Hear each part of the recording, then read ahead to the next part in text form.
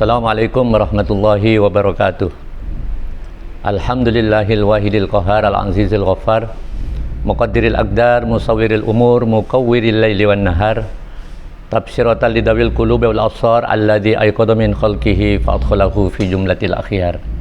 Nusalli wa nusallimu ala Rasulillah Muhammad ibn Abdullah sayyidil basar wa ala alihi wa ashabil mukhtar, amma ba'du.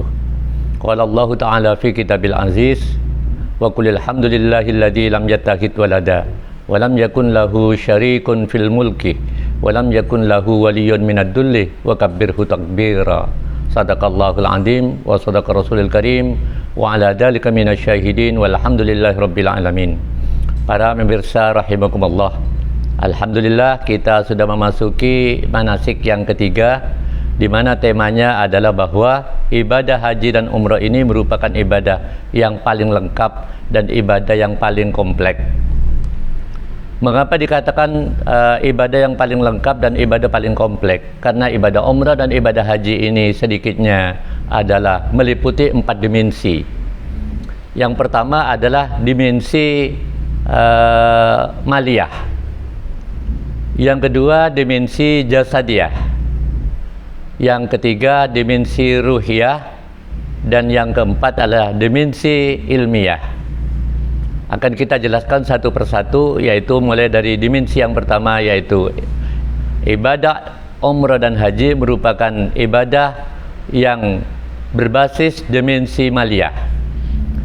Artinya ibadah haji dan ibadah umrah ini perlu biaya yang mahal. Jika ibadah umrah memerlukan sedikitnya adalah 30 juta lebih jika 16 hari. Kemudian ibadah haji bisa mencapai 96 juta, kemudian ada diskon dari pemerintah sehingga menjadi 60 jutaan. Ini menunjukkan tidak semua orang ditakdirkan oleh Allah pergi ke Mekah tanpa dia memiliki harta, kecuali walaupun dia tanpa memiliki harta, tetapi karena dia dicap oleh Allah, ditakdirkan untuk sampai ke Mekah, maka bisa saja Allah bukan hanya memampukan orang yang punya duit, tetapi Allah juga memampukan orang yang punya kemauan. Yang kedua adalah dimensi jasadiyah.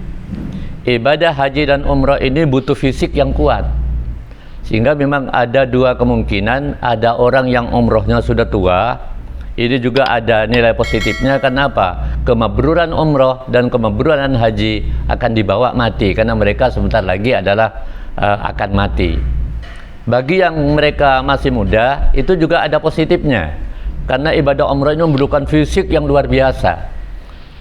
Karena dalam umrah itu juga ada yang namanya perjalanan dari hotel ke masjid, lalu dari masjid ke hotel lagi, lalu ada yang namanya tawaf 7 kali putaran.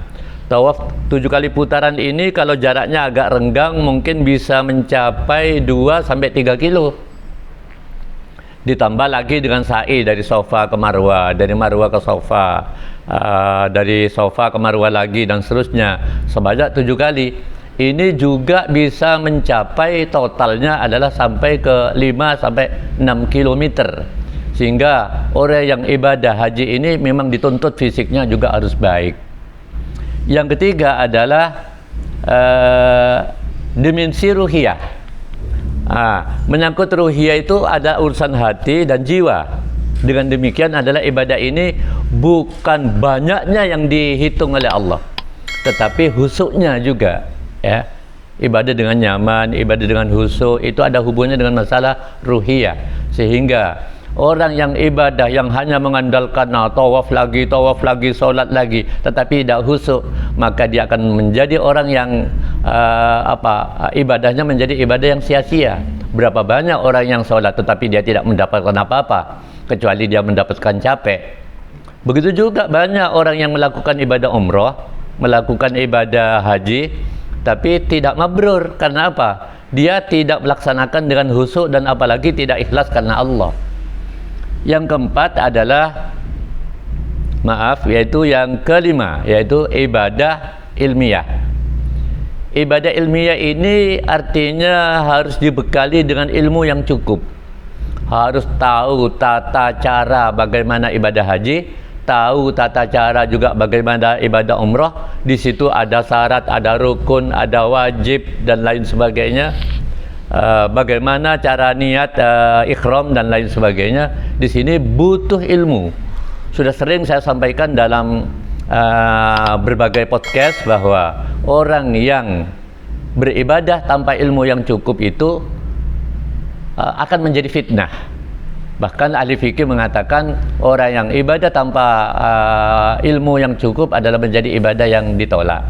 Mudah-mudahan dengan materi ini adalah kita menjadi sadar bahwa ibadah kita harus kita benar-benar lillah dan kita laksanakan semata-mata mengharapkan ridha Allah. Semoga segenap jamaah PT Surya Haramain dijadikan ibadahnya menjadi ibadah yang diterima oleh Allah. Wallahul muwaffiq ila aqwamit thoriq. Wassalamualaikum warahmatullahi wabarakatuh.